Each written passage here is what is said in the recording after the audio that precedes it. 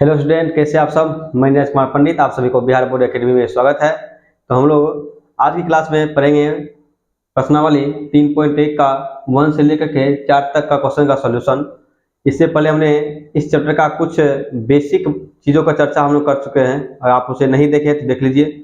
तो आपको आज की क्लास बहुत ही बेहतर से आपको समझ आने वाली है। अगर नहीं देखेगा तो फिर आपको इस थोड़ा समझ में दिक्कत हो जाएगी, इसीलिए पहले आप इस वीडियो को देखने से पहले आप पिछले जो वीडियो डाला हुआ है इस चैप्टर का बेसिक, आप उसे देख लीजिए तो आपके लिए बेहतर होगी। चलिए आज की क्लास स्टार्ट करते हैं।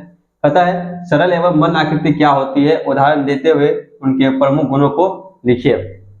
सरल एवं मन आकृति क्या होती है, अगर आप मेरा प्रथम वीडियो देखिएगा तो उसमें यही चीज चर्चा किया गया है। सरल आकृति, सरल मतलब क्या, वैसी आकृति आप लिख लीजिए। हर एक चीज बोर्ड पर लिखना सही नहीं होता, वैसे लिखिएगा। अगर वीडियो में देखिएगा तो लिखा हुआ पिछले वीडियो में, ऐसी आकृति जो रेखाखंड से बनी हुई हो, है ना, और खुद को प्रतिच्छेद नहीं करती हो, उसे हम सरल आकृति और बंद आकृति कहते हैं। खुद से रेखाखंड मतलब क्या, जैसे कि आप यहाँ देखिए, ये एक सरल आकृति है मेरा, ठीक है, सरल आकृति है, लेकिन ये भी एक मेरा सरल आकृति है। लेकिन इसी जगह हम इसको ऐसे कर दें, ठीक है, तो ये क्या हो गई, ये तो सरल आकृति है नहीं, क्योंकि आपस में क्या किया, ये दोनों ही आपस में रेखाखंड प्रतिच्छेद कर दिया। हम लोग इससे पहले पढ़े हुए थे सरल आकृति में, वैसी आकृति जो 3 या 3 से अधिक रेखाखंड से बनी होती हो और खुद में प्रतिच्छेद नहीं करती है, उसे हम सरल आकृति कहती है। तो बंद आकृति में बंद तो है ही, और इसी प्रकार हम कहता है बंद आकृति में क्या होगा, ये बंद आकृति है, अगर इसी जगह हम ऐसे करके ले लें, ये बंद आकृति नहीं हुई, क्योंकि ये सरल रेखा, ये तो रेखाखंड है ही, ये भी है और ये भी है, ये भी है, मतलब क्या इस समय पूर्ण रूप से बंद नहीं है। ये क्या मतलब क्या है, ये रेखाखंड तो है लेकिन बंद आकृति नहीं है। चलिए इसे आप समझ गए। और कहता गुण क्या होता है, उस गुण को हम लिख देते हैं, आप उसको बेहतर से समझ जाइएगा। चलिए गुण को लिख लीजिए। आकृति आप सरल आकृति और बंद आकृति समझ गए होंगे, गुण को लिख लीजिए। गुण क्या होती है, इसका गुण लिखिएगा। पहला का आंसर है ये, गुण का क्या होगी, यह रेखा खंड से बनी होती है, 9 है ये,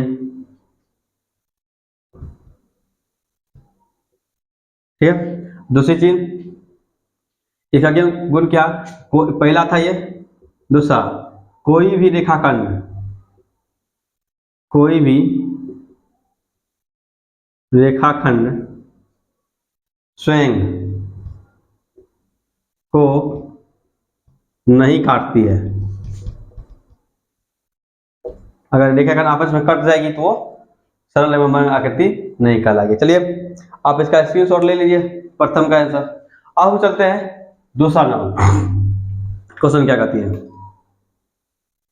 ध्यान दीजिए। दूसरा नंबर क्वेश्चन कहती है निम्नलिखित आकृतियों में पहचान करें कि कौन सी सरल आकृति है, कौन सी बंद है, और कौन सी खुली आकृति है, और कौन सी उत्तल और कौन सी अवतल आकृति है। बहुत आसान क्वेश्चन है, इसको ध्यान दीजिएगा। जैसे यहाँ देखिए, अभी तो हम तुरंत पढ़े थे, रेखाखंड से वैसी आकृति जो 2 या 3 या 3 से अधिक रेखाखंड से बनी होती हो और आपस में प्रतिच्छेद नहीं करती तो वो सरल एवं बंद आकृति होती है। चलिए क्या है ये मेरा हो गया, यहाँ देख लीजिएगा, ये होगी मेरी सरल आकृति हो गई, तो बंद भी है क्योंकि रेखाखंड से बनी हुई है। देख लीजिए, ये रेखाखंड से बनी हुई है, यही आकृति, ये रेखाखंड है, ये इसी से बनी हुई है। दूसरी चीज, अब ये तो सरल भी हो गया, बंद भी हो गई, ठीक है। और तीसरी चीज कहती है ये उत्तल है या अवतल है। इसको देखिए गौर से देखिए, इसका एक मुंह बाहर की ओर है, क्या हो गया, ये उत्तल हो जाएगी, उत्तल आकृति, ठीक है। पहला उसका। दूसरा देखिए, ये क्या है, ये तो रेखाखंड से बनी हुई है, सही बात है, ये रेखाखंड से भी बनी हुई है, लेकिन ये बंद आकृति नहीं है, ठीक है, ये बंद आकृति नहीं है। और यहाँ देखिए, इसको बोलेंगे सिर्फ खुली आकृति बोलेंगे, के लिए ये रेखाखंड से बनी हुई नहीं है, आपस में प्रतिच्छेद भी करती है, बंद आकृति भी नहीं बनती, रेखाखंड से भी नहीं बनती है, इसका मतलब ये खुली आकृति होगी। ये क्या है, रेखाखंड से बनी हुई है, देख लीजिए यहाँ पे रेखाखंड से बनी हुई है।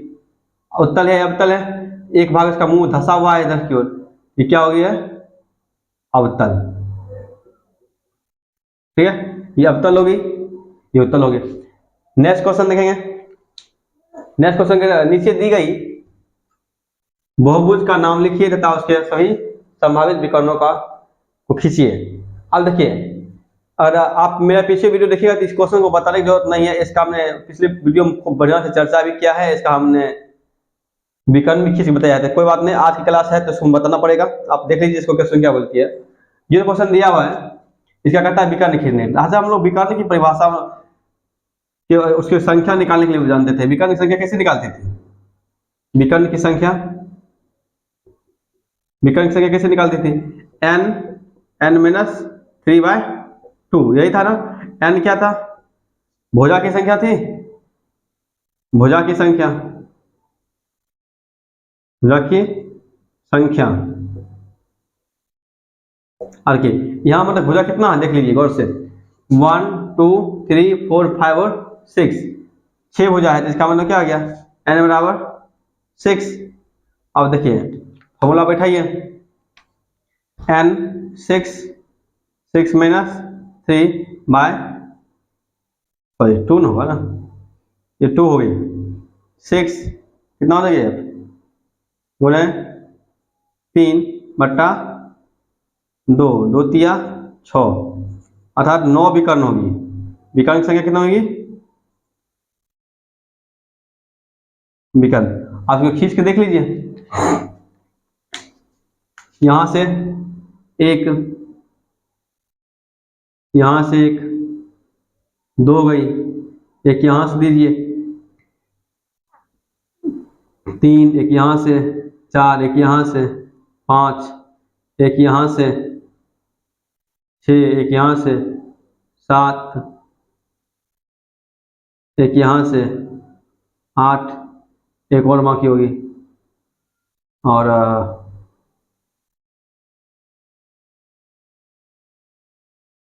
देखिए कहीं कहीं बाकी होगी। इसको हम मिटा करके फिर से बना देते हैं, इसी में हो जाना चाहिए।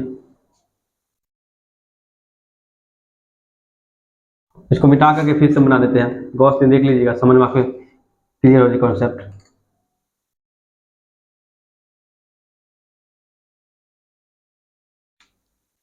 देखिएगा 1 2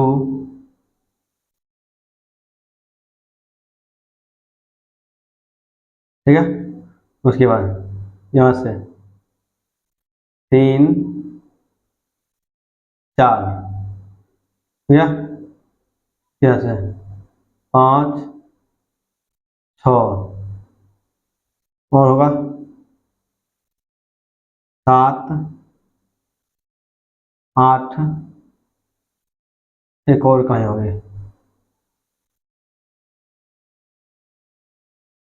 एक 9। देख लीजिए पिछले क्लास में इसी प्रकार होगा, 9 विकर्ण की संख्या दी गई थी। चलिए इसको भी स्क्रीनशॉट ले लीजिए।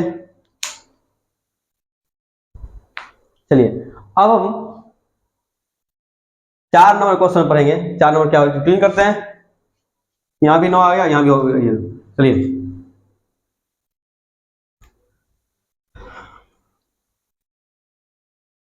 चलिए 4 नंबर क्वेश्चन तो बोर्ड पर नहीं लिखा हुआ है, था बड़ा भी था और उसका था फिगर भी बनाना था। हम आपको किताब से विजुअलाइज करवा देते हैं, आपको सही रहेगी।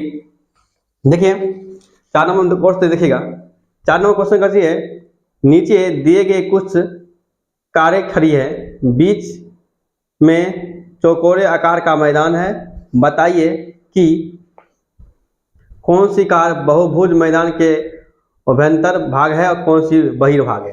चलिए इसको थोड़ा विजुअलाइज करवा देते हैं आपको, जिससे कि आपको रिकॉल हो जाए। हम आपको पढ़ाए हुए थे पिछले वीडियो में, ये कोई आकृति है और ये भी कोई आकृति है, ठीक है। इसके अंदर वाला भाग क्या होती है, इसके अंदर वाला भाग, और जैसे किताब में आपको दिया हुआ है ना, अब क्वेश्चन पूछता है यहाँ पे कौन सी भाग अभ्यंतर है, ये वाला कौन सा अभ्यंतर। अभ्यंतर मतलब क्या, अंदर की भाग, अंदर की भाग, और ये वाला भाग बाहर के है, इसका मतलब क्या है बहिर्भाग। अब बहिर्भाग मतलब क्या, जो आकृति से बाहर है और जो आकृति के अंदर है, ठीक है। आकृति के अंदर क्या हो गया अभ्यंतर कहलाएगी और आकृति से बाहर क्या होगी, बहिर्भाग कहलाएगी। अब इस बहिर्भाग में क्वेश्चन पूछती है कौन सी कार बाहर है कौन से, जैसे ये बहिर्भाग है, तो ये बहिर्भाग में कहता है कि कौन सी कार अंदर है कौन सी कार बाहर है। चलिए इसको हम क्लीन करके आपको बताते हैं।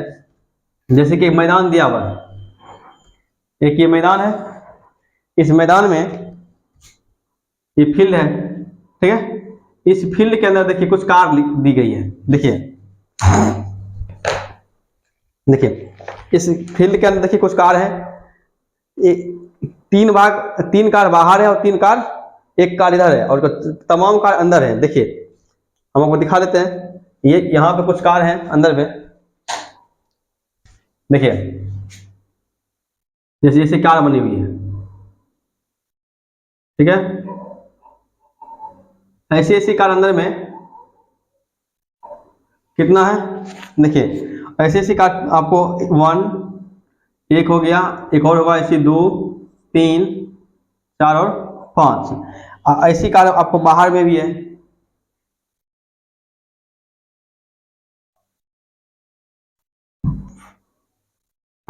इधर है क्या, तो इधर 2 कार है,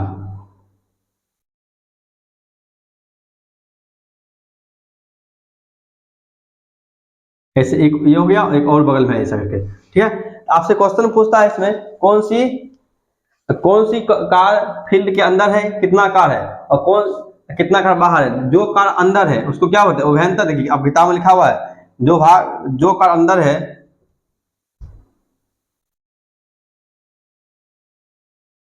अभ्यंतर मतलब अंदर की ओर, ठीक है। अंदर की ओर कितना कार है, देखिए 1 2 3 4, जहां पर नंबर लिखा हुआ है इसका मतलब है वहां पे कार की संख्या है, ठीक है। तो 1 2 3 4 और 5, अंदर की ओर कितना हो गया 5। और जो इधर कितना है बहिर्भाग में, देखिए इधर बहिर्भाग में देखिए, इधर भी है ना, इधर देखिए 1 2 और इधर है 1, ठीक है। आपसे क्वेश्चन पूछता है बहिर्भाग, तो बहिर्भाग मतलब कि बाहर की ओर, बाहर की तो बाहर का कितना 1 2, इधर 2 हो गया और इधर 1 हो गई, तो 2 + 1 कितना हो गया 3। तो बहिर्भाग में कितना हो गया, बहिर्भाग में हो गया 3 और ये हो गया अभ्यंतर मतलब अंदर की ओर हो गया 5। हम आशा करते हैं आपको वीडियो समझ में आई होगी, और आप पिछले वीडियो अभी तक हमारे नहीं देखे हैं तो आप उसको देखिए। अभ्यंतर क्या होता है, बहिर्भाग क्या होती है, खुली में क्या होती है, वंशराकृति क्या होती है, अवतल क्या होती है, उत्तल क्या होती है, बहुभुज क्या होती है, पॉलीगोन, उसके बाद विकर्ण कैसे निकाला जाता है, तमाम चीजों का हमने डिस्कशन पिछले वीडियो में बहुत छोटी छोटी चीजों से किया है। आप उसे नहीं देखे तो उसको देख लीजिए, तो अब उसको स्क्रीनशॉट ले लीजिए। तो हम फिर से मिलते हैं लेकिन वीडियो में, तो आज के लिए थैंक यू, धन्यवाद।